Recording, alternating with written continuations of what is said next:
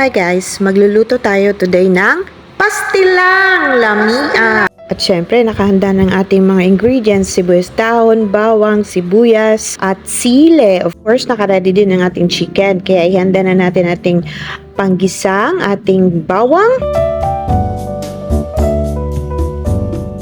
sibuyas dahon, sibuyas, at chicken. Of course, nailagay ko na rin ang aking secret ingredients sa chicken. Of course, ang ating toyo.